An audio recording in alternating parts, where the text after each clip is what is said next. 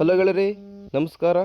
ಇಂದು ನೋಡಿ ಕರ್ನಾಟಕ ರಾಜ್ಯಪತ್ರ ಅಧಿಕೃತವಾಗಿ ಪ್ರಕಟಿಸಲ್ಪಟ್ಟ ಒಂದು ವಿಶೇಷ ರಾಜ್ಯ ಪತ್ರಿಕೆಯಲ್ಲಿ ಕರೆದಿರ್ತಕ್ಕಂಥ ಹುದ್ದೆಗಳ ಬಗ್ಗೆ ಸಂಪೂರ್ಣವಾದ ಮಾಹಿತಿಯನ್ನು ಈ ವಿಡಿಯೋದಲ್ಲಿ ತಿಳಿಸ್ತೇನೆ. ವಿಡಿಯೋವನ್ನು ಸಂಪೂರ್ಣವಾಗಿ ನೋಡಿ ಸ್ನೇಹಿತರೆ. ನೋಡಿ, ಕರ್ನಾಟಕ ರಾಜ್ಯ ಕಾನೂನು ಸೇವೆಗಳ ಪ್ರಾಧಿಕಾರ KEA ಬೆಂಗಳೂರು ಅಧಿಸೂಚನೆ ಹೊರಡಿಸಿದ್ದಾರೆ. ನೋಡಿ, ಶಾಖಾಧಿಕಾರಿ ಹುದ್ದೆಗಳಿಗೆ ಅಭ್ಯರ್ಥಿಗಳ ನೇರ ನೇಮಕಾತಿ ಅಂತಂದರೆ ಇಲ್ಲಿ ಶಾಖಾಧಿಕಾರಿಗಳ ಹುದ್ದೆಯಲ್ಲಿ ಯಾವುದೇ ರೀತಿ ಪರೀಕ್ಷೆ ಇಲ್ಲದೆ ನೇರ ನೇಮಕಾತಿ ಮೂಲಕ ನಿಮ್ಮನ್ನು ಜಾಬ್ಗೆ ತೊಗೊಳ್ತಾರೆ ಅಂತೇಳಿ ಮಾಹಿತಿಯನ್ನು ನೀಡಿದ್ದಾರೆ ಸ್ನೇಹಿತರೆ. ನೋಡಿ, ಆನ್ಲೈನ್ ಮೂಲಕ ಅರ್ಜಿ ಸಲ್ಲಿಸಲು ಕೊನೆಯ ದಿನಾಂಕ ನೋಡೋದಾದರೆ 15/5/2026 ಲಾಸ್ಟ್ ಡೇಟ್ ಆಗಿರುತ್ತೆ. ಸರಿನಾ? ಈಗಾಗಲೇ 16 ಏಪ್ರಿಲ್ 2026ರಿಂದ ಅರ್ಜಿಗಳನ್ನು ಹಾಕಲಿಕ್ಕೆ ಶುರುವಾಗಿದೆ. ಲಾಸ್ಟ್ ಡೇಟ್ ಬಂದ್ಬಿಟ್ಟು 15/5/2026 ಲಾಸ್ಟ್ ಡೇಟ್ ಇಲ್ಲಿ ಆಗಿರುತ್ತೆ ಸ್ನೇಹಿತರೆ. ಒಟ್ಟು 17 ಹುದ್ದೆಗಳು ಇಲ್ಲಿ ಖಾಲಿ ವೇತ ಕೊಟ್ಟಿದ್ದಾರೆ. 17 ಶಾಖಾಧಿಕಾರಿಗಳ ಹುದ್ದೆಗಳಿಗೆ ಇಲ್ಲಿ ಅರ್ಜಿಗಳನ್ನು ಕರೆದಿದ್ದಾರೆ ಸ್ನೇಹಿತರೆ. ಇನ್ನು ಹುದ್ದೆಗಳ ವರ್ಗೀಕರಣ ನೋಡೋದಾದರೆ ಭಾಗ ಏನಲ್ಲಿ ಖಾಲಿ ಹುದ್ದೆಗಳ ವರ್ಗೀಕರಣ ನೋಡಿ, ಉಳಿದ ಮೂಲ ವೃಂದದ 17 ಹುದ್ದೆಗಳು ಖಾಲಿ ಇವೆ ಅಂತಲೇ ಹೇಳ್ಬೋದು. ಇದರ ಬಗ್ಗೆ ಎಲ್ಲ ಮಾಹಿತಿಯನ್ನು ತಿಳಿಸ್ತೇನೆ. ವಿಡಿಯೋವನ್ನು ಸಂಪೂರ್ಣವಾಗಿ ನೋಡಿ. ಹಾಗೆ ನಮ್ಮ ಚಾನಲನ್ನು ದಯವಿಟ್ಟು ಸಬ್ಸ್ಕ್ರೈಬ್ ಆಗಿಲ್ಲ ಅಂದರೆ ಕೆಳಗಡೆ ಚಾನಲ್ನೇ ಸಬ್ಸ್ಕ್ರೈಬ್ ಆಗಿ. ನಮ್ಮ ಚಾನಲಲ್ಲಿ ಎಲ್ಲ ಜಾಬ್ ಕಾಂಟ್ಯಾಕ್ಟ್ಗಳನ್ನ ಹಾಕ್ತಾ ಇರ್ತೇವೆ ಸ್ನೇಹಿತರೆ. ಪ್ರವರ್ಗ ನೋಡೋದಾದರೆ ಸಾಮಾನ್ಯ ಅಭ್ಯರ್ಥಿಗಳಿಗೆ ಮೀಸಲು ರಹಿತ 2 ಹುದ್ದೆಗಳು, ಮಹಿಳಾ ಅಭ್ಯರ್ಥಿಗೆ 3 ಹುದ್ದೆಗಳು, ಗ್ರಾಮೀಣ ಅಭ್ಯರ್ಥಿಗೆ 2 ಹುದ್ದೆಗಳು, ಕನ್ನಡ ಮಾಧ್ಯಮಕ್ಕೆ ಯಾವುದೇ ರೀತಿ ಇಲ್ಲ. ವಿಶೇಷ ಚೇತನ ಅಂದರೆ ಅಂಗವಿಕಲರಿಗೆ 1 ಹುದ್ದೆ. ಒಟ್ಟು 8 ಹುದ್ದೆಗಳು ಇಲ್ಲಿ ಖಾಲಿ ಇವೆ ಸ್ನೇಹಿತರೆ. ಪರಿಶಿಷ್ಟ ಜಾತಿಯಲ್ಲಿ ಮೀಸಲು ರಹಿತ 1, ಮಹಿಳೆಯರಿಗೆ 1 ಮತ್ತು ಗ್ರಾಮೀಣ ಅಭ್ಯರ್ಥಿಗಳಿಗೆ 1, ಒಟ್ಟು 3 ಹುದ್ದೆಗಳು ಖಾಲಿ ಇವೆ. ಪರಿಶಿಷ್ಟ ಪಂಗಡದಲ್ಲಿ ಮೀಸಲು ರಹಿತವರಿಗೆ 1 ಹುದ್ದೆ ಖಾಲಿ ಇದೆ. ಪ್ರವರ್ಗ 1ರಲ್ಲಿ ಮೀಸಲು ರಹಿತ 1 ಹುದ್ದೆ, ಪ್ರವರ್ಗ 2ಎನಲ್ಲಿ ಮೀಸಲು ರಹಿತ 1 ಮತ್ತು ಮಹಿಳೆಯರಿಗೆ 1 ಹುದ್ದೆ, ಒಟ್ಟು 2 ಹುದ್ದೆಗಳು. ಪ್ರವರ್ಗ 2ಬಿನಲ್ಲಿ ಮೀಸಲು ರಹಿತ 1 ಹುದ್ದೆ, ಪ್ರವರ್ಗ 3ಎನಲ್ಲಿ ಮೀಸಲು ರಹಿತ 1 ಹುದ್ದೆ ಖಾಲಿದೆ. ಪ್ರವರ್ಗ 3ಬಿನಲ್ಲಿ ಯಾವುದೇ ಇಲ್ಲಿ ಹುದ್ದೆಗಳು ಖಾಲಿಲ್ಲ ಸ್ನೇಹಿತರೆ. ಇಷ್ಟು ಮೀಸಲು ವರ್ಗೀಕರಣದಲ್ಲಿ ಒಟ್ಟು ಹುದ್ದೆಗಳು 17 ಹುದ್ದೆಗಳನ್ನು ಇಲ್ಲಿ ವರ್ಗೀಕರಣವನ್ನು ಮಾಡಿದ್ದಾರೆ ಸ್ನೇಹಿತರೆ. ಪ್ರವರ್ಗ ನೋಡಿ, ಸಾಮಾನ್ಯ ಅಭ್ಯರ್ಥಿಗಳಲ್ಲಿ ಸಮತಲ 3ನೇ ಬಿಂದು ಅಂದರೆ ಗುರುತಿಸಲಾದ ಅಂಗವಿಕಲತೆ, ಬ್ಲೈಂಡ್ನೆಸ್ ಆ್ಯಂಡ್ ಲೋ ವಿಷನ್ ಅಂದರೆ ಕಣ್ಣು ಕಾಣದವರು ಮತ್ತು ದೂರನೋಟ ಇಲ್ಲದವರಿಗೆ 1 ಹುದ್ದೆ ಕೂಡ ಖಾಲಿ ಇರುತ್ತೆ. ಮಂತ್ಲಿ ಸ್ಯಾಲ್ರಿ ನೋಡೋದಾದರೆ 69,250 ರೂಪಾಯಿಂದ ಏರಿಕೆ ಆಗ್ತಾ 1,34,000 ಇಲ್ಲಿ ಮಂತ್ಲಿ ಸ್ಯಾಲ್ರಿ ನಿಮಗೆ ಸಿಗುತ್ತೆ ಅಂತ ಇಲ್ಲಿ ಮಾಹಿತಿಯನ್ನು ನೀಡಿದ್ದಾರೆ ಸ್ನೇಹಿತರೆ. ನೇಮಕಾತಿ ವಿಧಾನ ನೋಡಿ, ಅಭ್ಯರ್ಥಿಗಳ ಆಯ್ಕೆಯನ್ನು ಈ ಕೆಳಗಂಡ ನಿಯಮಗಳ ಅನುಸಾರ ಮಾಡಲಾಗುತ್ತದೆ. ಕಾನೂನು ಸೇವೆಗಳ ಪ್ರಾಧಿಕಾರ ಕಾಯ್ದೆ 1987 ನೋಡಿ, ತಡ್ರಿ ಒಂದು ನಿಮಿಷ ನೋಡಿ. ವಯೋಮಿತಿ ಸಡಿಲಿಕೆ ಕೂಡ ಇಲ್ಲಿ ಇದೆ ನೋಡಿ. ವಯೋಮಿತಿ ಸಡಿಲಿಕೆ ನೋಡೋದಾದರೆ ದಿನಾಂಕ 29/1/2026ಕ್ಕೆ ವಯೋಮಿತಿಯಲ್ಲಿ 5 ವರ್ಷಗಳ ಸಡಿಲಿಕೆಯನ್ನು ನೀಡುವ ಬಗ್ಗೆ ಒಂದು ಬಾರಿ ಈ ಕ್ರಮವಾಗಿ ಇಲ್ಲಿ 5 ವರ್ಷವನ್ನು ಇಲ್ಲಿ ಸಡಿಲಿಕೆಯಾಗಿ ನೀಡಿದ್ದಾರೆ ಸ್ನೇಹಿತರೆ.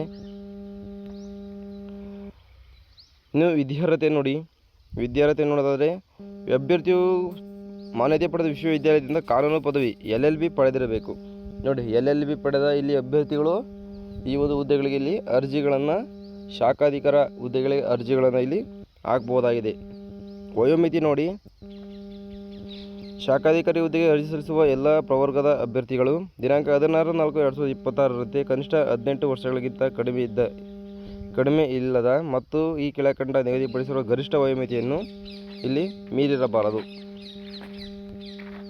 ಅಭ್ಯರ್ಥಿಯು ಸೇರಿದ ವರ್ಗ ನೋಡೋದಾದರೆ ಸಾಮಾನ್ಯ ಅಭ್ಯರ್ಥಿಗಳಿಗೆ 40 ವರ್ಷ ಮ್ಯಾಕ್ಸಿಮಮ್ ಇದೆ. ಇತರೆ ಹಿಂದುಳಿದ ವರ್ಗಗಳು ಅಂದರೆ 2A 2B 3A 3Bನಲ್ಲಿ 43 ವರ್ಷಗಳು.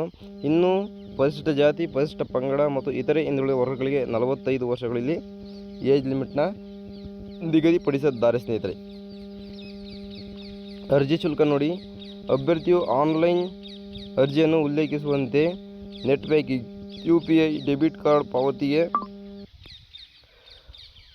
ಪಾವತಿ ಗೇಟ್ವೇ ಮೂಲಕ ಅರ್ಜಿ ಶುಲ್ಕವನ್ನು ಪಾವತಿಸಬೇಕು. ಅಭ್ಯರ್ಥಿಗಳಿಗೆ ನಿಗದಿಪಡಿಸಿದ ಶುಲ್ಕ ಕೆಳಕಂಡಂತಿರುತ್ತದೆ. ಯಾವುದೇ ರೀತಿ ಆಫ್ಲೈನ್ ಮೂಲಕದಲ್ಲಿ ಪೇಮೆಂಟ್ನ ಮಾಡಲಿಕ್ಕೆ ಅವಕಾಶ ಕೊಟ್ಟಿಲ್ಲ. ಆನ್ಲೈನ್ನಲ್ಲಿ ನೀವು UPI ಆಗಿರ್ಬೋದು, ಡೆಬಿಟ್ ಕಾರ್ಡ್ ಮತ್ತು ನೆಟ್ ಬ್ಯಾಂಕಿಂಗ್ ಮುಖಾಂತರ ನೀವು ಇಲ್ಲಿ ಪೇಮೆಂಟ್ನ ಮಾಡ್ಬೋದಾಗುತ್ತೆ. ಒಟ್ಟು ಸಾಮಾನ್ಯ ಅಭ್ಯರ್ಥಿ ಇತರೆ ಹಿಂದುಳಿದ ವರ್ಗ ಪ್ರವರ್ಗ ಅಂದರೆ 2A 2B 3A 3B ನಲ್ಲಿಗೆ 1000 ರೂಪಾಯಿ ಇರುತ್ತೆ. ಪರಿಶಿಷ್ಟ ಜಾತಿ ಪರಿಶಿಷ್ಟ ಪಂಗಡ ಇತರೆ ಹಿಂದುಳಿದ ವರ್ಗಗಳು ಹಾಗೂ ಅಂಗವೈಕಲ್ಯವುಳ್ಳ ಪರ್ಸನ್ಗಳಿಗೆ 500 ರೂಪಾಯಿಯಲ್ಲಿ ನಿಗದಿಯನ್ನು ಪಡಿಸಿದ್ದಾರೆ ಸ್ನೇಹಿತರೆ. ನೋಡಿ, ಸೂಚನೆಗಳನ್ನು ನೋಡೋದಾದರೆ ಅಭ್ಯರ್ಥಿಯು ಒಂದಕ್ಕಿಂತ ಹೆಚ್ಚು ಅರ್ಜಿಗಳನ್ನು ಶುಲ್ಕವನ್ನು ಪಾವತಿಸಿದರೂ ಸಹ ಒಮ್ಮೆ ಪಾವತಿಸಿದ ಶುಲ್ಕವನ್ನು ಯಾವುದೇ ಸಂದರ್ಭದಲ್ಲಿ ವಾಪಸ್ ನೀಡೋದಿಲ್ಲ. ನೀವು ಒಂದಕ್ಕಿಂತ ಹೆಚ್ಚು ಅರ್ಜಿಗಳನ್ನು ಶುಲ್ಕವನ್ನು ಪಾವತಿಸಿದ್ದರೂ ಸಹ ಮತ್ತದನ್ನ ಇಲ್ಲಿ ನಿಮಗೆ ವಾಪಸ್ ನೀಡೋದಿಲ್ಲ. ಸರಿನಾ? ಅದು ಹಂಗೆ ಕಟ್ಟಾಗ್ಬಿಡುತ್ತೆ. ದಯವಿಟ್ಟು ನೋಡಿಕೊಂಡು ನೀವು ಅರ್ಜಿಗಳನ್ನು ಸಲ್ಲಿಸಬೇಕಾಗುತ್ತೆ.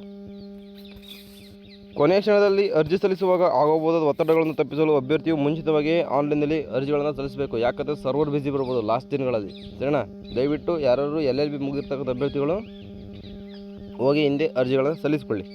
ಅಭ್ಯರ್ಥಿಯು ದಿನಾಂಕ 15/5/2026 ರಾತ್ರಿ 11:59 ಒಳಗಾಗಿ ಶುಲ್ಕ ಪಾವತಿ ಅರ್ಜಿಗಳನ್ನು ಸಲ್ಲಿಸಬೇಕಾಗುತ್ತೆ. 15/5/2026 ರಾತ್ರಿ 12 ಗಂಟೆ ಒಳಗಾಗಿ ನೀವು ಅರ್ಜಿಗಳನ್ನು ಸಲ್ಲಿಸಿ ಶುಲ್ಕಗಳನ್ನು ಪಾವತಿಸಿದರೆ ನಿಮಗೆ ಅರ್ಜಿ ಅಪ್ರೂವ್ ಆಗುತ್ತೆ ಸ್ನೇಹಿತರೆ. ಸಂದರ್ಶನಕ್ಕೆ ಕರೆಯಲ್ಪಡುವ ಅಭ್ಯರ್ಥಿಗಳಿಗೆ ಅರ್ಜಿಯಲ್ಲಿ ನೋಂದಾಯಿಸಿರುವ ಇಮೇಲ್, SMS, ವಾಟ್ಸಪ್ ಮೂಲಕ ಮಾತ್ರ ತಿಳಿಸಲಾಗುವುದು. ನೋಡಿ, ಸಂದರ್ಶನಕ್ಕೆ ಕರೀತಾರಲ್ಲ ಅಭ್ಯರ್ಥಿಗಳಿಗೆ ಇಮೇಲ್, SMS ಮಾಡಿ ವಾಟ್ಸಪ್ ಮುಖಾಂತರ ನಿಮಗೆ ಮೆಸೇಜ್ ಮಾಡಿ ನಿಮ್ಮನ್ನು ಇಲ್ಲಿ ಸಂದರ್ಶನಕ್ಕೆ ಕರೀತಾರೆ ಅಂತ ಮಾಹಿತಿ ನೀಡಿದ್ದಾರೆ ಸ್ನೇಹಿತರೆ. ಆಯ್ಕೆ ವಿಧಾನ ನೋಡಿ, ಸ್ಪರ್ಧಾತ್ಮಕ ಪರೀಕ್ಷೆ ಮತ್ತು ನೇರ ಸಂದರ್ಶನ ವಿವರಗಳು ಈ ಕೆಳಗಂಡಂತಿವೆ. ನೋಡಿ, ಒಂದು ಟೆಸ್ಟ್ ಕೂಡ ನಿಮಗೆ ಇರುತ್ತೆ ಸ್ನೇಹಿತರೆ. ಸ್ಪರ್ಧಾತ್ಮಕ ಪರೀಕ್ಷೆ ವಿಧಾನ ನೋಡಿ, ಸ್ಪರ್ಧಾತ್ಮಕ ಪರೀಕ್ಷೆಯು ಆಫ್ಲೈನ್ ಮೂಲಕ ವಸ್ತುನಿಷ್ಠ ಪರೀಕ್ಷೆಗಳನ್ನೊಳಗೊಂಡು ಪ್ರಶ್ನೆ ಪತ್ರಿಕೆ 1 ಮತ್ತು ಪ್ರಶ್ನೆ ಪತ್ರಿಕೆ 2ರ OMR ಮಾದರಿ ಅಲ್ಲಿ ನಡೆಯುತ್ತದೆ. OMR ಶೀಟ್ನ ಮುಖಾಂತರ ನಿಮಗೆ ಎಕ್ಸಾಮ್ ಕೂಡ ಇರುತ್ತೆ. ಬೆಂಗಳೂರಲ್ಲಿ ಪರೀಕ್ಷೆ ಕೂಡ ಇರುತ್ತೆ ಸ್ನೇಹಿತರೆ. ಸಣ್ಣ ಅಭ್ಯರ್ಥಿಗಳು ಪರೀಕ್ಷೆಯ ಪ್ರವೇಶ ಪತ್ರಗಳನ್ನು ಕರ್ನಾಟಕ ಪರೀಕ್ಷಾ ಪ್ರಾಧಿಕಾರ ವೆಬ್ಸೈಟ್ನಲ್ಲಿ ನೀವು ಇಲ್ಲಿ ಡೌನ್ಲೋಡ್ ಮಾಡಿಕೊಳ್ಳಬಹುದು. ಈ ಒಂದು ವೆಬ್ಸೈಟ್ನಲ್ಲಿ ನೀವು ನಿಮ್ಮ ಒಂದು ಪ್ರವೇಶ ಪತ್ರಗಳನ್ನು ಹೋಗಿ ಡೌನ್ಲೋಡ್ ಮಾಡಿಕೊಳ್ಳಬಹುದು ಸ್ನೇಹಿತರೆ. ಮಾಮೂಲಿ ನೋಡಿ, ಎಲ್ಲ ಒಂದು ಎಕ್ಸಾಮ್ಗಳು ಯಾವ ರೀತಿ ಎಕ್ಸಾಮ್ ಇರುತ್ತೋ ಇದಕ್ಕೂ ಕೂಡ ಅದೇ ರೀತಿ ಎಕ್ಸಾಮ್ ಕೂಡ ಇದೆ ಸ್ನೇಹಿತರೆ. ಎಲ್ಲ ಒಂದು ಕಾನೂನುಗಳ ಬಗ್ಗೆ ಮತ್ತು ಸಾಮಾನ್ಯ ಜ್ಞಾನ ಅಂತಂದರೆ ಜಿ ಕೆ ಮತ್ತು ಕಾನೂನು ನಿಯಮಗಳ ಒಂದು ಎಕ್ಸಾಮ್ ಕೂಡ ಇರುತ್ತೆ ಸ್ನೇಹಿತರೆ. ಸಂದರ್ಶನ ನೋಡೋದಾದರೆ ವಿವರ ನೋಡಿ, ಸಂದರ್ಶನ ವೈವ ಇರುತ್ತೆ. ಗರಿಷ್ಠ 20 ಅಂಕಗಳು, ಕನಿಷ್ಠ 10 ಅಂಕಗಳು ನಿಮಗೆ ತೆಗಿಬೇಕಾಗುತ್ತೆ. 20 ಅಂಕಗಳಿಗೆ 10 ಅಂಕಗಳನ್ನು ತೆಗೆದ್ರೆ ನಿಮಗೆ ಇಲ್ಲಿ ನಿಮ್ಮ ವೈವ ಪಾಸ್ ಆದಂಗೆ.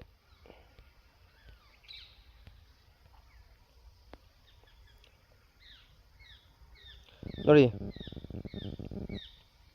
ಸಂದೇಹ ನಿವಾರಣೆಗಾಗಿ ದೂರವಾಣಿ ಕೊಟ್ಟಿದ್ದಾರೆ. ಈ ಒಂದು ದೂರವಾಣಿಗೂ ಕೂಡ ನೀವು ಕರೆ ಮಾಡಿ ನಿಮ್ಮ ಒಂದು ಡೌಟ್ಸ್ಗಳನ್ನ ಕ್ಲಿಯರ್ ಮಾಡ್ಕೊಳ್ಬೋದಾಗಿದೆ. ಆನ್ಲೈನ್ ಮೂಲಕ ಅರ್ಜಿ ಸಲ್ಲಿಸುವ ವಿಧಾನ ನೋಡಿ, ಈ ಒಂದು ಇರ್ತಕ್ಕಂಥ ವೆಬ್ಸೈಟ್ನಲ್ಲಿ ನೀವು ಹೋಗಿ ಅರ್ಜಿಗಳನ್ನು ಸಲ್ಲಿಸಿಕೊಳ್ಳಬಹುದು ಸ್ನೇಹಿತರೆ. ಇಷ್ಟು ಈ ಒಂದು ಶಾಖಾಧಿಕಾರಿ ಹುದ್ದೆ ಬಗ್ಗೆ ಸಂಪೂರ್ಣವಾದ ಮಾಹಿತಿಯನ್ನು ತಿಳಿಸಿದ್ದೇನೆ ಅಂತ ಭಾವಿಸ್ತೇನೆ. ವಿಡಿಯೋ ಇಷ್ಟವಾದರೆ ದಯವಿಟ್ಟು ಲೈಕ್ ಮಾಡಿ, ಹಾಗೆ ಮತ್ತು ಫ್ರೆಂಡ್ಸ್ ಮತ್ತು ಫ್ಯಾಮಿಲಿಯಲ್ಲಿ ಈ ಒಂದು ವಿಡಿಯೋನ ಶೇರ್ ಮಾಡಿ. ಅವ್ರಿಗೂ ಕೂಡ ಒಂದು ಜಾಬ್ ಸಿಗ್ತಕ್ಕಂಥ ಹೆಲ್ಪ್ ಆಗಲಿ ನಿಮ್ಮಿಂದ ಅಂತ ಹೇಳ್ತಾ ವಿಡಿಯೋ ಮುಗಿಸ್ತಾ ಇದ್ದೀನಿ. ದಯವಿಟ್ಟು ಇದೇ ಥರದ ಎಲ್ಲ ಜಾಬ್ ಅಪ್ಡೇಟ್ಸ್ಗಳಿಗಾಗಿ ನಮ್ಮ ಚಾನಲ್ ಸಬ್ಸ್ಕ್ರೈಬ್ ಆಗಿಲ್ಲ ಕೆಳಗಡೆ ಚಾನಲ್ ನೇಮಕ ಇನ್ನೂ ಸಬ್ಸ್ಕ್ರೈಬ್ ಆಗಿಲ್ಲ ಅಂದರೆ ಸಬ್ಸ್ಕ್ರೈಬ್ ಆಗಿ ಬರ್ತಕ್ಕಂಥ ಬೆಲ್ ಐಕನ್ ಕೂಡ ಕ್ಲಿಕ್ ಮಾಡ್ಬೋದು. ಸಿಗ್ತೀನಿ ಇದೇ ರೀತಿ ಮುಂದಿನ ವಿಡಿಯೋದಲ್ಲಿ. ಅಲ್ಲಿವರೆಗೂ ನಮ್ಮ ಚಾನಲ್ ನೋಡ್ತಾ ಇರಿ. ಬಾಯ್.